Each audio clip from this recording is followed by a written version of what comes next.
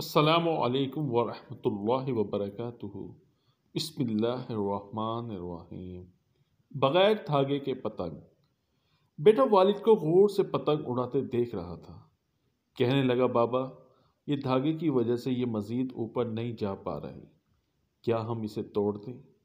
والد نے دھاگا توڑ دیا۔ پتنگ تھوڑا سا اوپر گئی، پھر لہرا کر نیچے آئی اور دور کہیں جا گری۔ تب والد نے بیٹے کو سمجھایا، بیٹا، زندگی میں ہم جس اونچائی پر ہیں، ہمیں اکثر لگتا ہے کہ کچھ چیزیں جن سے ہم بندھے ہوئے ہیں ہمیں اوپر جانے سے روک رہے ہیں، جیسے گھر، والدین، خاندان، رشتے۔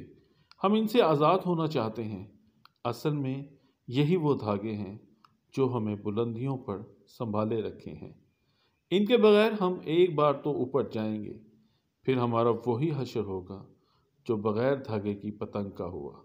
لہٰذا اگر تم زندگی میں بلندیوں پر بنے رہنا چاہو تو کبھی ان دھاگوں سے تعلق مت توڑنا۔